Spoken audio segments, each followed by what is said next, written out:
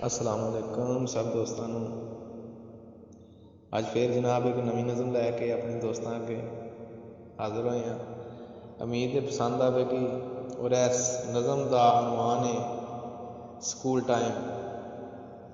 ਸਾਡੇ ਬਹੁਤ ਹੀ ਪਿਆਰੇ ਜਿਹੇ ਦੋਸਤ ਨੇ, ਉਹਨਾਂ ਸਾਨੂੰ ਨਜ਼ਮ ਹੈ ਗਲੀ ਫਰਮਾਇਸ਼ ਕੀਤੀ ਤੇ ਮੈਂ ਪੇਸ਼ ਕਰਾਂਗਾ। ਉਮੀਦ ਦੋਸਤਾਂ ਨੂੰ ਪਸੰਦ ਆਵੇਗੀ। ਔਰ ਇਸ ਪੇਜ ਨੂੰ ਲਾਈਕ ਕਰੋ, ਜ਼ਿਆਦਾ ਤੋਂ ਜ਼ਿਆਦਾ ਸ਼ੇਅਰ ਕਰੋ।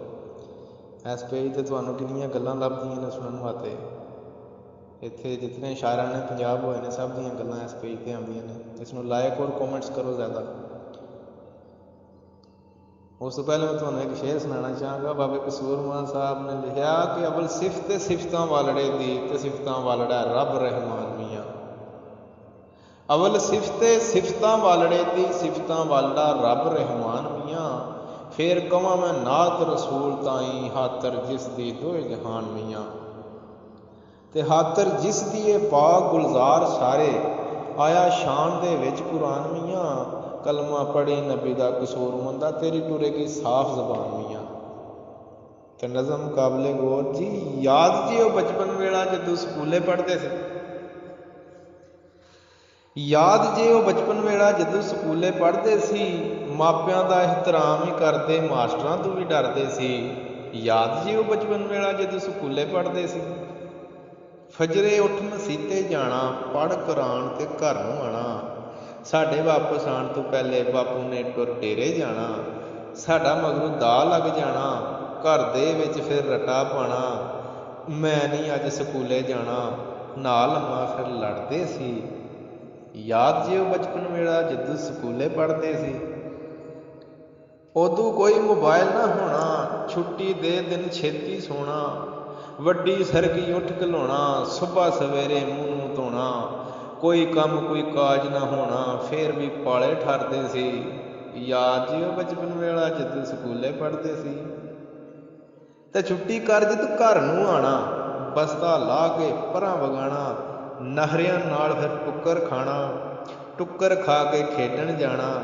ਉਦੋਂ ਇਹ ਸਾਰੇ ਨਾਜ਼ ਤੇ ਨਹਰੇ ਘਰ ਵਾਲੇ ਵੀ ਜਰਦੇ ਸੀ। ਯਾਦ ਜੀ ਉਹ ਬਚਪਨ ਵੇਲਾ ਜਦੋਂ ਸਕੂਲੇ ਪੜ੍ਹਦੇ ਸੀ। ਤੇ ਫਿਰ ਆਂਦੇ ਨੇ ਕਿ ਜ਼ਿੰਦਗੀ ਵਿੱਚ ਅਜ਼ਾਬ ਨਹੀਂ ਸੀ, ਐਡਾ ਕੰਮ ਹਰਾਬ ਨਹੀਂ ਸੀ। ਝੋਲੇ ਵਿੱਚ ਬਸ ਕੈਦਾ ਤਖਤੀ, ਹੋਰ ਕੋਈ ਕਿਤਾਬ ਨਹੀਂ ਸੀ। ਜ਼ਿੰਦਗੀ ਵਿੱਚ ਅਜ਼ਾਬ ਨਹੀਂ ਸੀ, ਐਡਾ ਕੰਮ ਹਰਾਬ ਨਹੀਂ ਸੀ। ਝੋਲੇ ਵਿੱਚ ਬਸ ਕੈਦਾ ਤਖਤੀ, ਹੋਰ ਕੋਈ ਕਿਤਾਬ ਨਹੀਂ ਸੀ। ਪੈਰੀ ਚੱਪਲ ਪਾ ਜਾਂਦੇ ਸੀ, ਕੋਈ ਬੂਟ ਜਰਾਬ ਨਹੀਂ ਸੀ। ਨਾ ਕੋਈ ਪੈਂਟ ਤੇ ਨਾ ਕੋਈ ਸ਼ਰਟ, ਟਾਈ ਛਾਈ ਦਾ ਹਵਾਬ ਨਹੀਂ ਸੀ। ਇੱਕੋ ਵਰਦੀ ਦੇ ਨਾਲ ਉਦੋਂ ਸਾਲ ਗੁਜ਼ਾਰਾ ਕਰਦੇ ਸੀ। ਯਾਦ ਜੇ ਉਹ ਬਚਪਨ ਵੇਲਾ ਜਦੋਂ ਸਕੂਲੇ ਪੜ੍ਹਦੇ ਸੀ। ਤੇ ਇੰਗਲਿਸ਼ ਦਾ ਸਿਆਪਾ ਨਹੀਂ ਸੀ, ਇੰਗਲਿਸ਼ ਦਾ ਸਿਆਪਾ ਨਹੀਂ ਸੀ। ਅੰਕਲ ਆਂਟੀ ਪਾਪਾ ਨਹੀਂ ਸੀ। ਪਰੇਸ਼ਾਨ ਉਦੋਂ ਕੋਈ ਕਾਕਾ ਨਹੀਂ ਸੀ। ਅੱਜ ਕੱਲ੍ਹ ਇਹ ਨਵਾਂ ਜ਼ਮਾਨਾ ਆਇਆ, ਇੰਗਲਿਸ਼ ਐਡਾ ਰਫੜ ਪਾਇਆ। ਬੱਚਿਆਂ ਨਾਲੋਂ ਵੱਡਾ ਭਸਤਾ, ਜਿਹੜਾ ਉਹਨਾਂ ਨੇ ਗੱਲ ਲਟਕਾਇਆ। ਮੰਮੀ ਡੈਡੀ ਘਰ ਵਿੱਚ ਵੜ ਗਏ, ਅੰਮਾ ਅੱਬਾ ਕੱਢ ਵਗਾਇਆ।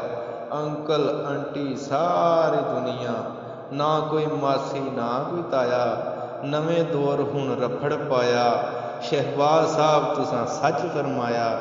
ਨਵੇਂ ਦੌਰ ਦਾ ਨਵਾਂ ਸਿਆਪਾ, ਅਸਾਂ ਤੇ ਸਿੱਧਾ ਹੀ ਪੜ੍ਹਦੇ ਸੀ। ਯਾਦ ਜੀ ਉਹ ਬਚਪਨ ਵੇਲਾ ਜਦੋਂ ਸਕੂਲੇ ਪੜ੍ਹਦੇ ਸੀ। ਯਾਦ ਜੀ ਉਹ ਬਚਪਨ ਵੇਲਾ ਜਦੋਂ ਸਕੂਲੇ ਪੜ੍ਹਦੇ ਸੀ।